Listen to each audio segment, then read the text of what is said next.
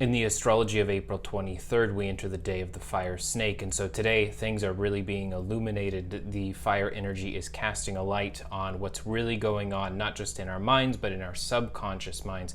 The things that have been hidden, the hidden desires, the things that we really want, the things that are actually driving and motivating us. And today, of course, is in the polarity of yin. So it's important not to do everything yourself and to listen to what other people have to say. Today, you can accomplish a lot by being a good listener, essentially. And interestingly enough, this isn't just listening to other people, it's also listening to what you really have been wanting to say and listening to that inner voice that maybe you've been quieting recently, because today is also the Scorpio full moon. It's a day where things are coming to the light that are being, basically hidden away, and they are being brought to the surface. And so these are things that you didn't even realize you had been fixating on, holding grudges about. For Scorpio, of course, this is an energy that has been holding you in particular back, especially authenticity. For Libra, this has been, it's a time to release these fixations on finances and financial issues. For Virgo, this is a time to really express and release what it is that you've been wanting to say. For Leo, this is disconnected familial connections, things that have been imbalanced or stilted. It's a time to essentially reconnect and reestablish different types of boundaries with people. And for Cancer, this is in a lot of ways, it's a time for you to release what it is that you've wanted to create and what it is that you've wanted to make and the ways that you've wanted to express yourself, but maybe had felt just like Scorpio that you couldn't express something because of the abrasion that could happen if you did.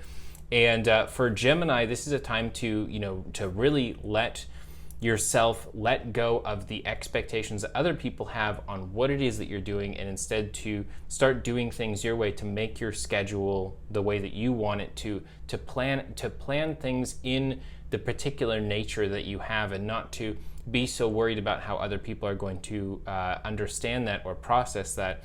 For Taurus, this energy is very much about relationships. It's a time to let go of the relationships that don't work, to engage in the relationships that are working, and to really just understand how it is that you can improve your relationships, and not only what you're expecting from them, but what you're bringing to them.